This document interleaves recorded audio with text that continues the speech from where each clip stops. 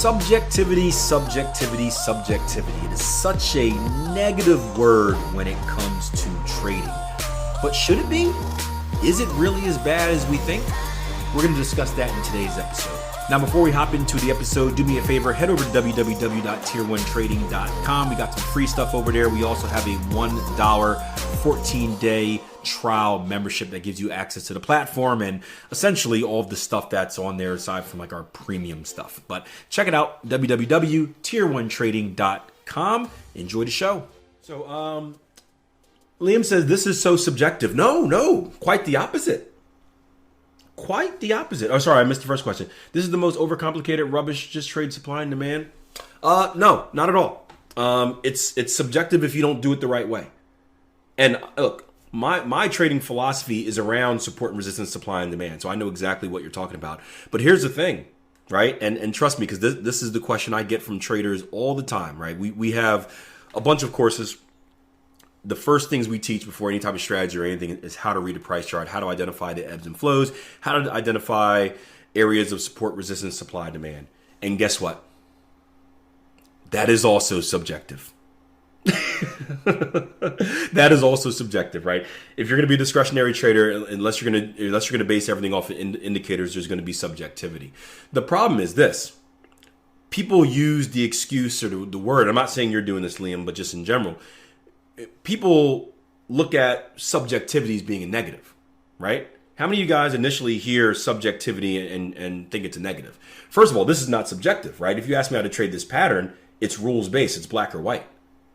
The only subjectivity is identifying the initial X to A leg. Because if you ask me what it takes for a B leg to be hit, 618. What has to happen for the C leg, 618.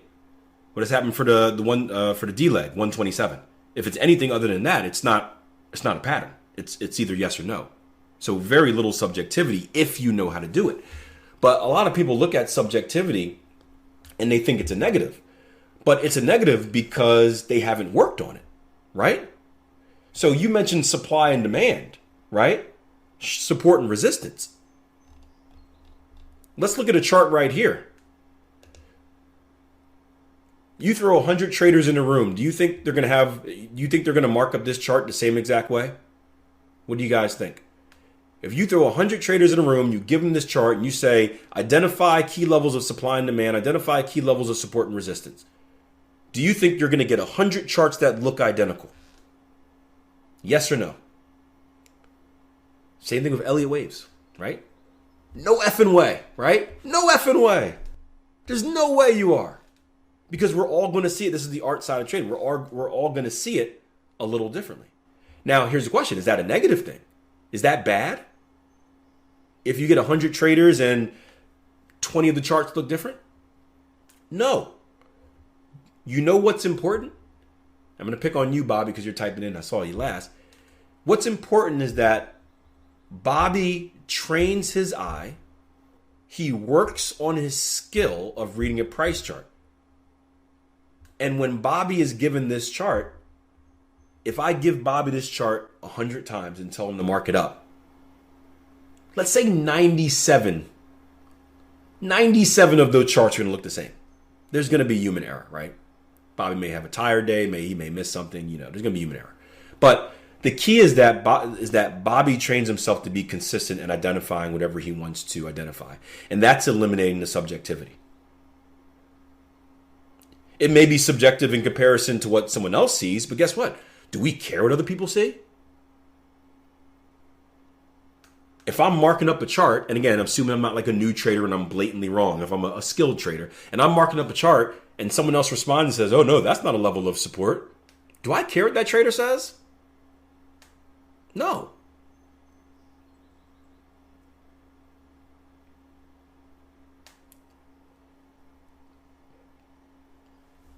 So I think it's interesting because, again, we talk about mechanical trading versus discretionary trading.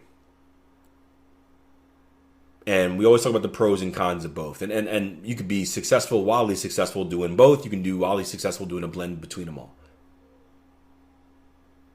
But a lot of people look at subjectivity, and a lot of newer traders do it because they're not skilled enough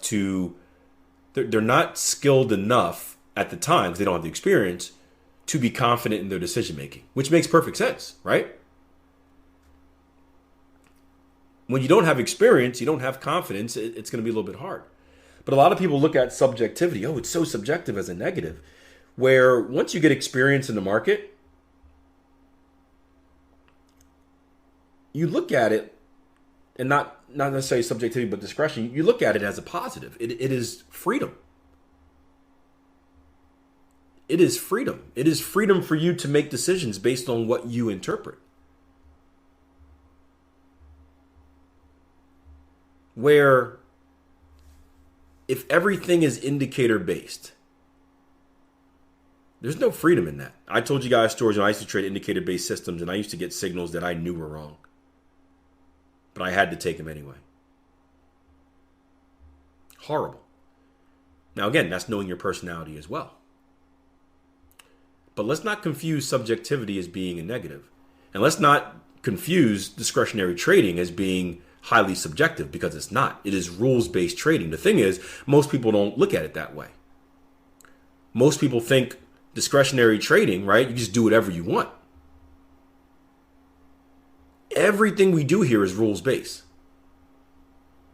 If you don't believe that, look at how many trading opportunities I see that I can't take because they didn't meet the rules. But everything is rules-based. Everything. That's called treating your trading like a business.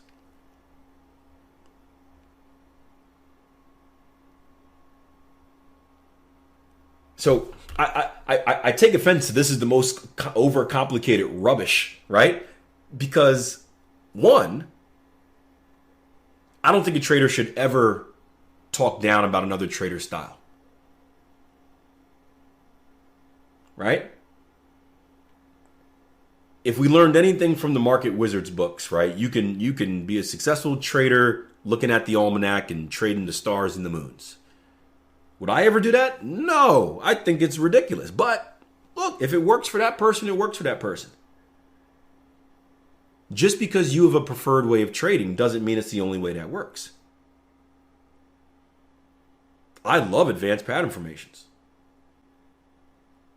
You know what I love more than advanced pattern formations? Price action trading. If you made me choose one, it would be support and resistance, supply, demand.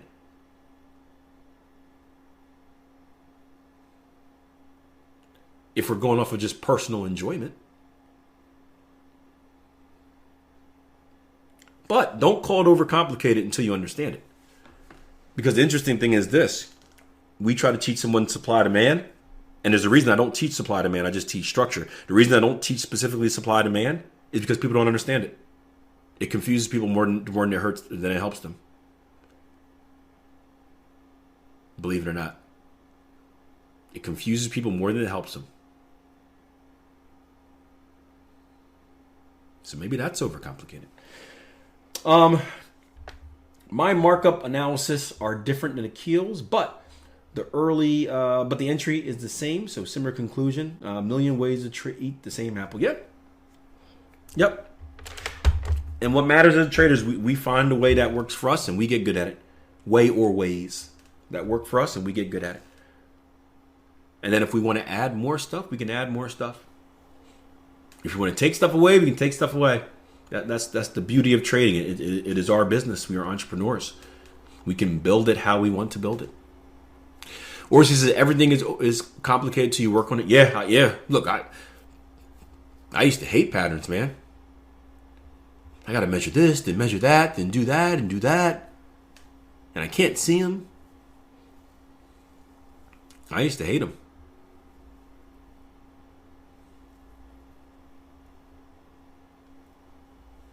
But yep, everything is complicated until you work on it. Then it becomes simple once you master it. And if it stays too complicated, then you just don't do it. So, didn't mean to pick on you, Liam. Hope it didn't seem like that. I really wasn't. But the comment brought back memories of battles I used to have when I used to argue with people. Battles I used to have on the internet. And it was always specifically with pattern trading. because it's a unique niche that a lot of people don't like because it's not classical charting. But I hope I didn't offend. Was I mean? I don't think I was mean. If I was, I apologize. I don't think I was harsh. But I do think it was a good subject that was worthy of discussing. And I like Orsi's point because there's a lot of newer traders out there that we just, whether it's a pattern trade or something we did the other day, it's like, man, this is so complicated, I'll never get it. You will. You just got to work on it. You will. You just have to work on it. It's like any skill, right? Riding a bike with no training wheels is complicated. At one point in time, it was very complicated, was it not? How do I balance and how do I pedal and how do I steer and how do I do all these things at once? But once you master it, you hop on and just do it. Now you can do tricks and stuff. You can do wheelies. You can ride with no hands. The complicated gets simpler when you work on it. Hope you enjoyed the episode. Hey guys, I got a YouTube channel, youtube.com/Akil Stokes. Check it out. I do 3 live streams a week, every Tuesday, Wednesday, and Thursday at 7:30 a.m., giving you an inside look in my live trading room. That's where this discussion came from. I also do the Weekend Trading Edge video, which is my weekend outlook of the market, showing you the top trading ideas that are on my radar for the week ahead, and of course, some educational tidbits that are going to help you become a better trader. youtube.com/Akil Stokes. Subscribe. Make sure that bell is hit. That way you don't miss the next upload.